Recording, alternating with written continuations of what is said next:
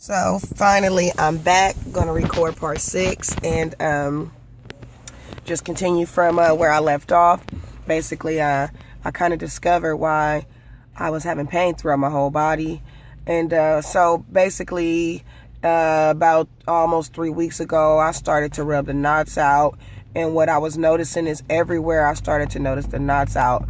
When I did have the flare-ups and attacks, those spots, the pain wasn't completely gone, but it was dull and more tolerable and more manageable in those areas. And then I would have a stronger sense of pain in another area, and that would kind of alert me to where the next area of knots is that I should rub out. Also, about a week ago now, on an accident, I started to do water enemas, and it's because I ran out of coffee one night, and I still needed to get my enema. I wasn't home, and so I used the water, and it kind of changed the game, because now I was able to do more enemas per day and hold them longer, because I didn't have to worry about the side effects of using the coffee. The water was a lot more natural, and also it hydrated me where the coffee was dehydrating me during the enemas. So my enemas were going smoother, because as I was rubbing out the nods or nodules all throughout my body, the pain was decreasing. So one of the worst spots that I was experiencing the pain during my enemas was in my abdomen, and so I had went and rubbed a bunch of knots out of my abdomen, and then I was having a lot of pain in my back and chest, and so those were the next areas I began to rub the knots out, in my back and in my chest. So when I started doing the water enemas, I noticed that I was going to the bathroom a lot more, and I noticed that my body was feeling a lot better. Hold tight. Someone had their music up really loud. And so I just started to overall just started feeling better. And one of the things I noticed that was a big part of it was the diet change.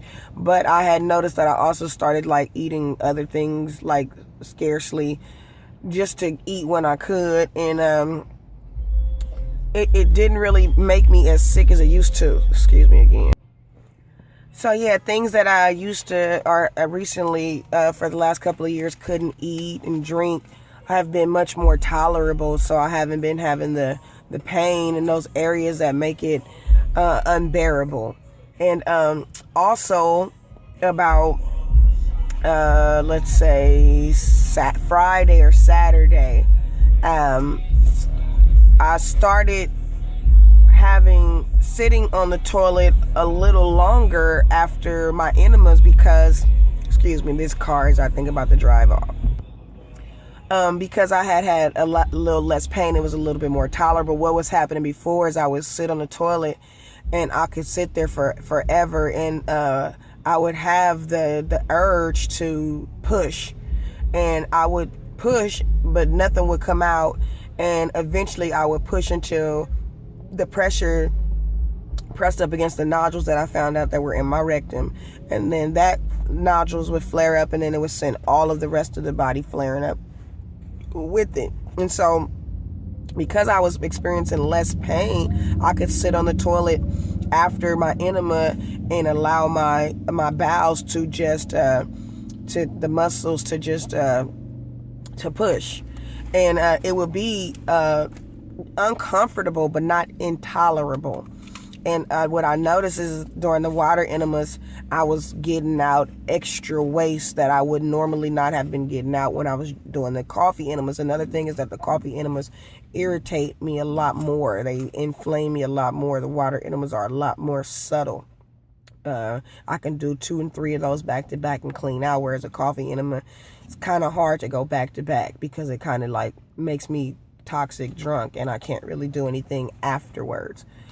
And so I started using the bathroom a lot more and trying to clear it out a lot more. So I started to rub the knots out even more in those areas that were giving me a lot of intolerable pains, and it just started to get better. And it was almost like, wow, a miracle. 2 weeks down and everything's actually starting to get better. I got to keep this diet going. I got to keep this up. I got energy. My mind clarity is like amazing. Like the results have been amazing. So I've rubbed probably about 40% of the knots off of my body, and I feel about 50 to 40%, 40 to 50% better. Definitely a big difference. There's so much more that I do want to say, but I'm just out about right now, just running errands. And I just wanted to do update for part 6 and just share with y'all what I found out so far and how I'm getting better. And I knew a week ago or 2 weeks ago that I was getting better. 3 days after I started the diet change and doing the enemas more. 3 days after I started feeling better, I went and instantly applied for my x-ray license renewal, and that was 2 weeks ago. So you can just imagine how much more better I feel and how much more vitality I'm experiencing since the last time. It's amazing. I went to the doctor because I got my medical back on, and I'm a contagious free. And that's a good thing. That's a good thing. And another thing, a big thing that the doctor pointed out to me is this problem probably really arose because it seems like my CVS sickness got worse once I moved into my new home that I purchased about 2.5 years ago. About 6 months after living there is when everything started to kind of decline for me. About 2 years ago is what I tell everybody, is when everything started to decline for me. And what I do know is for the first 6 months that we lived in a house, the pipes under the house were broken. And we didn't know. And we started to smell the feces that had built up under the house and accumulated. And that's how we eventually found out that we had a pipe leak. Well, we did get the issue resolved eventually. But what the doctors believe is that we got sick from that incident, because I'm immune compromised and my youngest son is a weak immune system. So those of us with the weak immune systems ended up being affected the most. And now we're basically cleared out and clean. And the name of the game is to stay clean and to continue to recreate a healthy biology. Another thing about the toxic is I wanted to discuss was the buffer system that exists in the body. It's called the blood buffer system, because this diet tells you that acids and alkalines are the ultimate determining factor of illnesses presenting or manifesting in the body. And actually in the body, we don't seem to think this is real, but actually in the body, there's a blood buffer system. And what it does is it balances the acid and bases or alkalines in your body. And so what then happens is that every time the blood senses that the acids are too high or the bases are too high, it does what it needs to do to bring the body back to what they call homeostasis. But if for some reason you get an excessive accumulation of acids or an excessive accumulation of alkalines in the body, and it no longer is able to buffer out, then you lose that homeostasis. When you lose homeostasis in the body, that is the opportunity for disease to start to present itself. I'm going to leave it there, and just keep praying for me. The recovery is amazing. I feel like how I felt about 4 years ago.